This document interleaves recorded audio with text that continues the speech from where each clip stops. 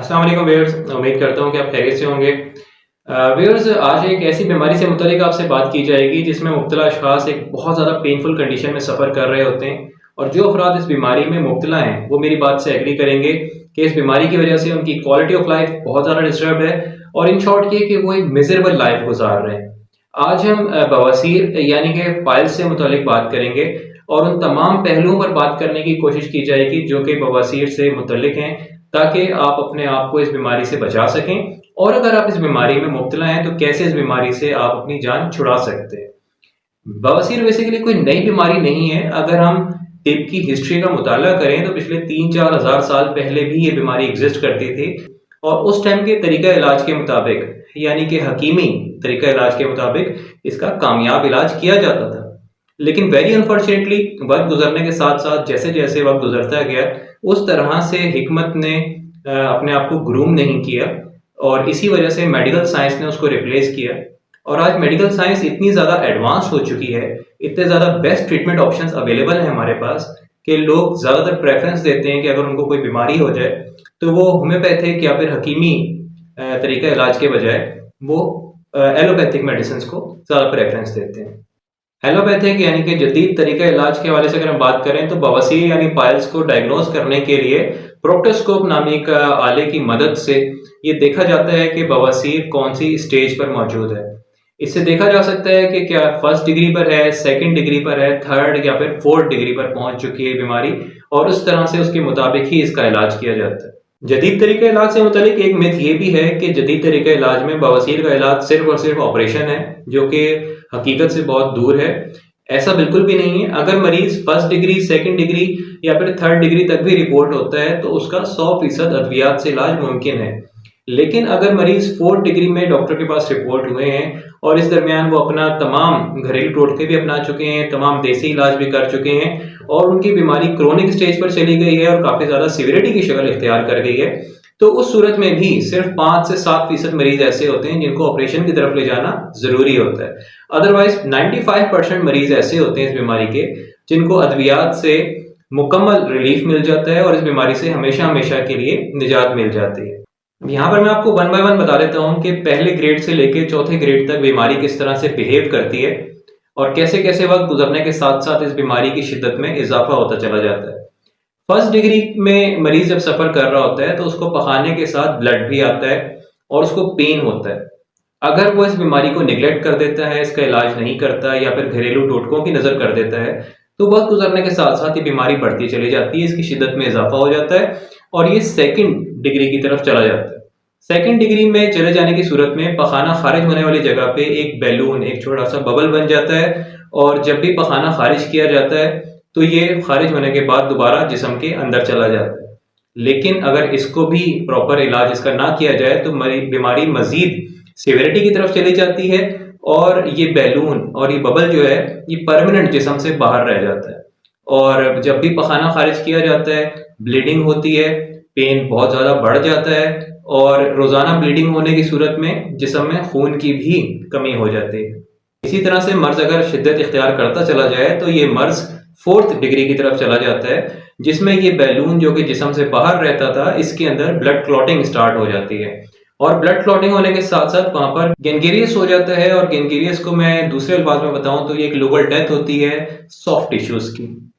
ऐसे 5 से 7% केसेस होते हैं जिनको फिर ऑपरेशन की तरफ ले जाना बहुत जरूरी हो जाता है क्योंकि उनका सर्वाइवल ऑपरेशन के बगैर पॉसिबल नहीं होता है। अब यहाँ पर मैं आपको बताना चाहूंगा कि वो कौन से लोग हैं जिनमें पाइल्स यानी कि बवासीर होने का खतरा ज्यादा है। सबसे पहले तो वो लोग जिनकी फिजिकल मूवमेंट ज्यादा नहीं है, यानी कि सुबह वो अपने ऑफिस या किसी कारोबार पे गए, अपनी चेयर पे बैठ गए और शाम को 5-6-7 बजे तक वहां पर ही बैठे रहे, यानी कि कोई उनकी फिजिकल मूवमेंट, फिजिकल एक्टिविटीज बिल्कुल भी नहीं है, तो ऐसे लोग बहुत ज्यादा पाइल्स का शिकार हो जाते हैं। लेकिन जरूरी नहीं कि सिर्फ आप बैठे रहें। अगर आप एक सेल्स पर्सन हैं, किसी काउंटर पे खड़े हुए होते हैं और सुबह से लेकर शाम तक एक जगह पर ही खड़े हैं तो भी आपको पायल होने का खतरा मौजूद होगा।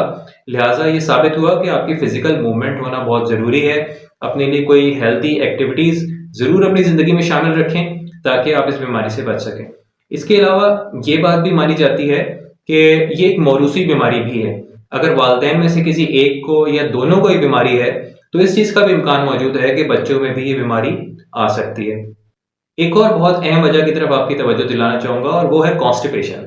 अगर कोई शख्स मुसलसल कॉन्स्टिपेशन में मुब्तला है, काफ़ी लंबे अरसे से इस बीमारी में चलता चला आ रहा है और 2-2 3-3 दिन वो स्टूल पास नहीं करता या फिर अगर रोज़ाना भी करता है तो उसका जो स्टूल है वो बहुत ज़्यादा हार्ड होता है, तो इस चीज़ का इम्कान मौजूद है कि वो पाइल्स की तरफ जा सकता है।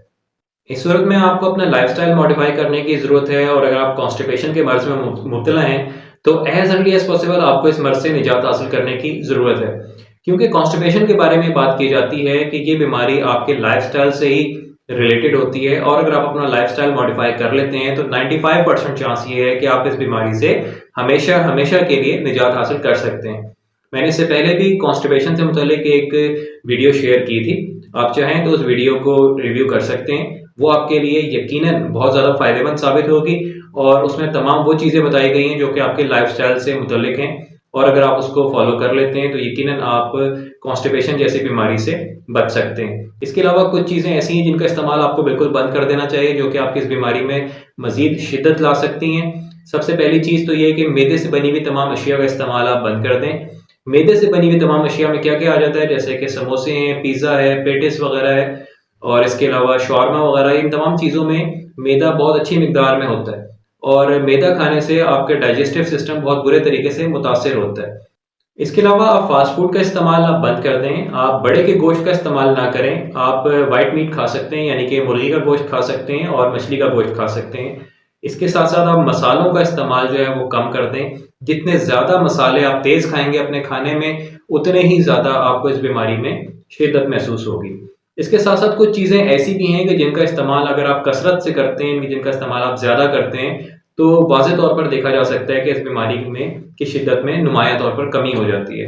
यानी कि आप दूध और दही का इस्तेमाल ज़्यादा से ज़्यादा करें। इसके अलावा आप सब्ज़ियाँ ज़्यादा से ज़्यादा इस्तेमाल करें। गोश्त के कंपैरेटिवली आप सब्ज़ियों का इस्तेमाल आप ज़्यादा करें और इसके साथ-साथ आप फल ज़्यादा इस्तेमाल करें, पानी ज़्यादा पिएँ और ताज़ा जूसेस का इस्तेमाल करें। डब्बे वाले जूस नहीं, ताज़ा फलों का जूसेस आप इस्तेमाल करें और सिट्रस फ्रूट्स जो हैं, जिसमें विटामिन सी भी होता है और जिसमें फाइबर भी अच्छी मिकदार में होता है, जैसे कि किन्नू, माल्टा वगैरह, संतरा वगैरह, इसका इस्तेमाल आप ज़्यादा करें। इसके अलावा आप फाइबर अच्छी मिकदार में इस्तेमाल करें। वो तमाम फल, वो तमाम सब्जियाँ इस्तेमाल करें जिनमें अच्छी मिकदार में फाइबर होता है।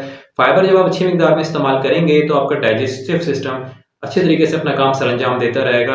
आप मल्टीग्रेन आटा इस्तेमाल करें। मल्टीग्रेन आटा इस्तेमाल करने से आपका डाइजेस्टिव सिस्टम बहुत अच्छे तरीके से अपना काम सरअंजाम देता रहता है। अगर आपने सर्च करना है कि कौन से फल या कौन सी सब्जियों में फाइबर ज़्यादा मिकदार में होता है, तो आप गूगल पे सर्च भी कर सकते हैं। तमाम लिस्ट आपके सामने आ जाएगी कि कौन-कौन से फल और कौन-कौन सी सब्जियों में ज़्यादा मिकदार में फाइबर है। उनका इस्तेमाल आप ज़्यादा करें, ये आपकी सेहत के लिए ज़्यादा बेहतर होगा। जब फाइबर आप अच्छी मिकदार में इस्तेमाल करेंगे, तो आपका डाइजेस्टिव सिस्टम अच्छा काम करेगा, आपकी बॉल मूवमेंट सही रहेगी, आपका स्टूल हार्ड नहीं होगा, सॉफ्ट रहेगा। पानी ज़्यादा पिएँगे, तो इसकी वजह से आपका स्टूल सॉफ्ट रहेगा और आपको स्टूल पास करने में ब्लीडिंग का सामना भी नहीं करना पड़ेगा और इस बीमारी की शिद्दत में दिन-ब-दिन कमी होती चली जाएगी। पाइल्स की ट्रीटमेंट के लिए बेशुमार क्रीम्स भी मार्केट में मौजूद हैं और ये क्रीम्स काफ़ी हद तक इफ़ेक्टिव भी हैं आपके लिए, लेकिन सिर्फ़ और सिर्फ़ इन क्रीम्स के इस्तेमाल से आप पाइल्स का इलाज नहीं कर सकते। लिहाज़ा आप अपने डॉक्टर से रजू करें ताकि वो इन क्रीम्स के साथ कुछ ऐसी अद्वियात भी शामिल करें आपके इलाज में, ताकि आपको बेस्ट ट्रीटमेंट मिल सके और आपको एक्सपेक्टेड रिजल्ट भी मिल सकें।